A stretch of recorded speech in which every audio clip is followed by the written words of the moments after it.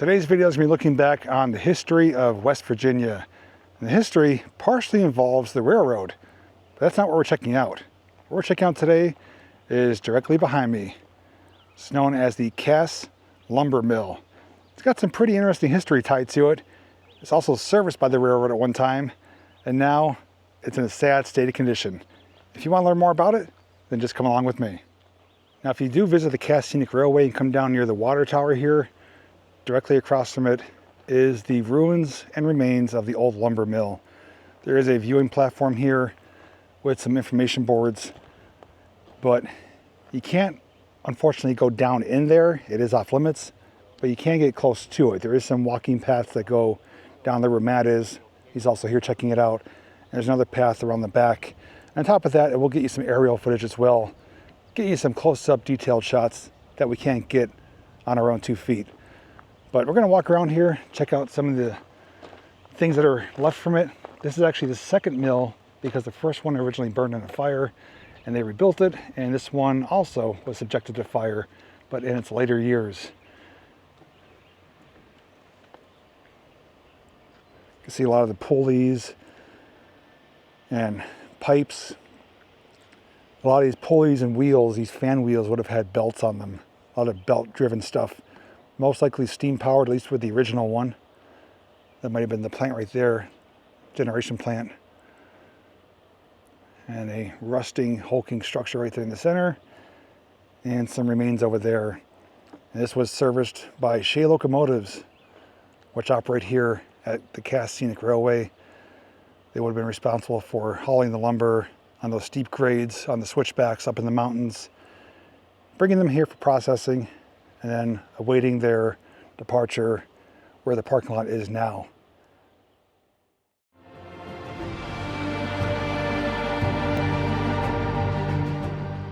The original lumber mill in Cass was built in 1902 and had a capacity of 125,000 board feet per 11-hour day.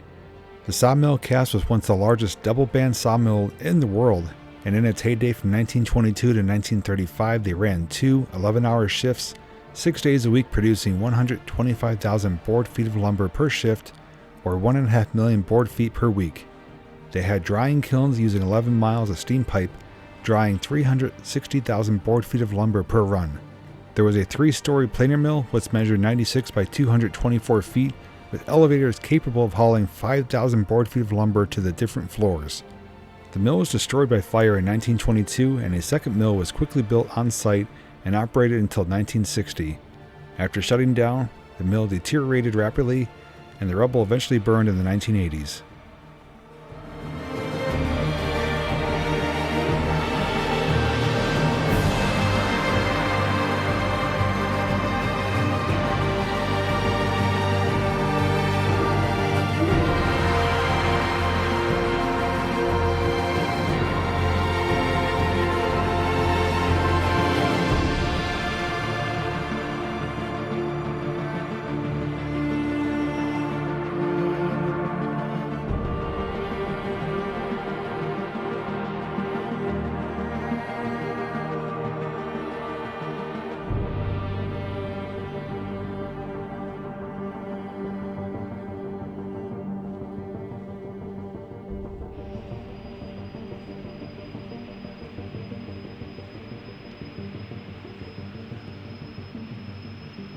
The sense of scale of this place is quite impressive. You don't realize just how big it is until you really take your time around and look, because of the overgrowth.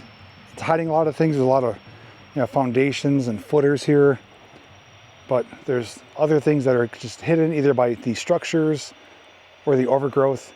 But it actually goes in this direction quite a bit too, so it's a pretty significant site. You can only imagine what it looked like when it was in operation. Thankfully, we have some old black and white photos to help kind of fill in those blanks, but still to be here in person, to witness it, had it been one heck of a sight.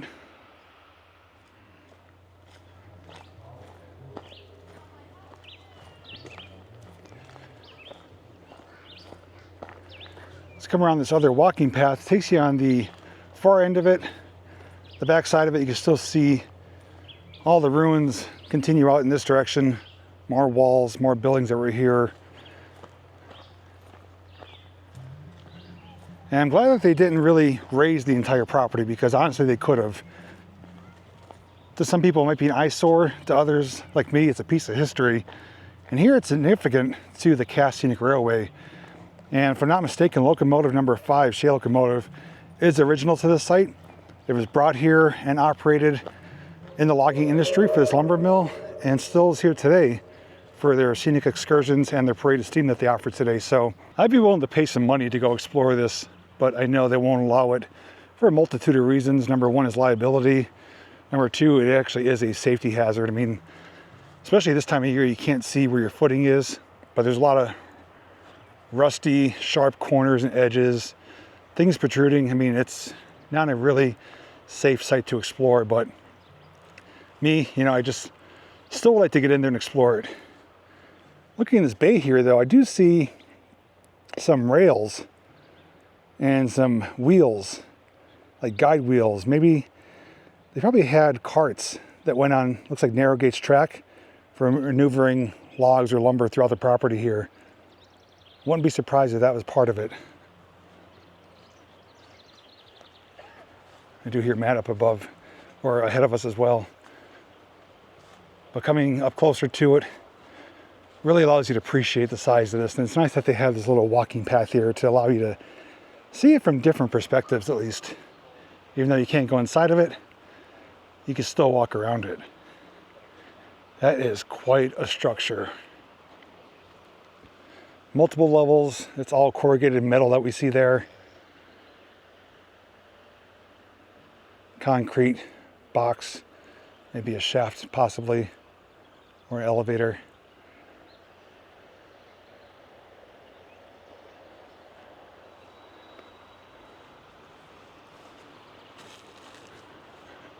With the history I talked about it, this played a huge important role in West Virginia for providing lumber.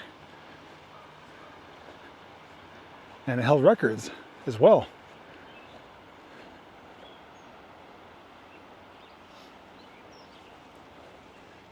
Matt's going to be cameraman. I'm going to walk over here just a bit to show you the sense of scale of how massive this thing is, because it's hard to put it into words. Camera never does it justice. So I'm just going to walk in here just a few feet, and you could see compared to me just how big it is. Like I said, it's a hulking structure. If I was to guesstimate, well over 100 feet high, if not larger. Just as I was mentioning on the other side that there are more structures back here hidden that you just can't see from the other end. Each little structure and location had its own purpose.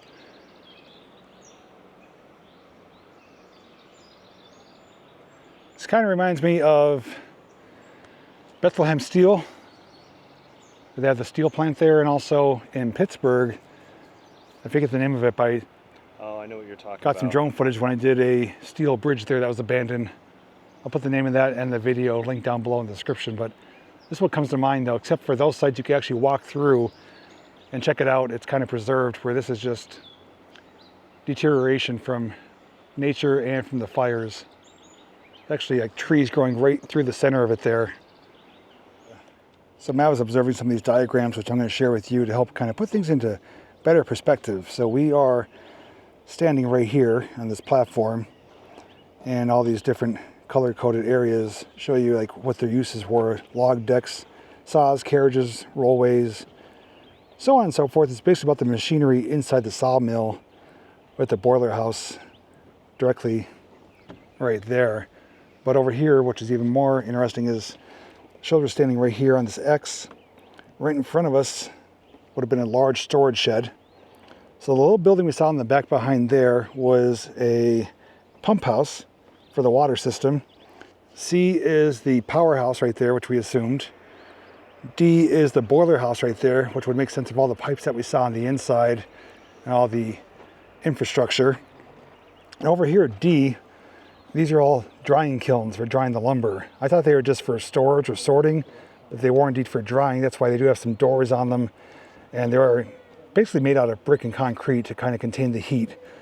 And then over here, there's an aerial tramway 14 feet high that went over the kilns and above, I guess on a rail system or a tram system, however they used it to haul material out. And then on the other side, near the edge of the parking lot, there was a dock, because the parking lot was water. It was like a pond where they'd be able to float. So it says right there, dock, 14 feet high, and has... There's a railroad siding right here. Railroad siding. And this was right up here too. Siding as well, right next to the river, which is Greenbrier River on the other side that we saw. But here is sorted lumber moved out to the docks, and the docks were out where the parking lot is today. So this is really useful.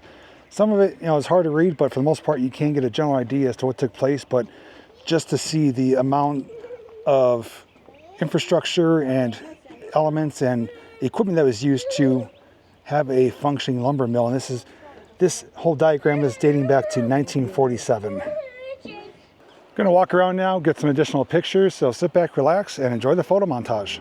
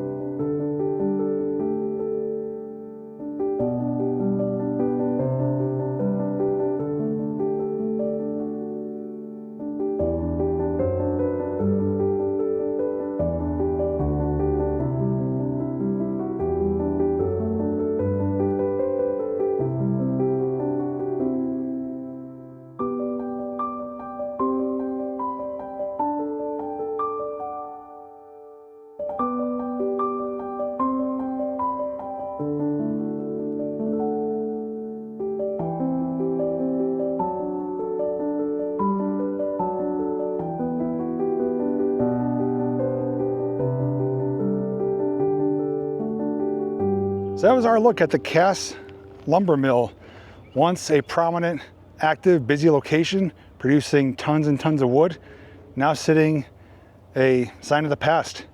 Thankfully, it's still being here for people to come check out, but it's never going to operate again as a lumber mill. But if you do come to Cass Scenic Railway, come check it out for yourself, learn some history, and it's something down here in West Virginia that's really important to the locals because it was a major producer of lumber back in the day. So anyways, thanks for checking it out. Thanks for coming along. And as always, I'll see you in the next video.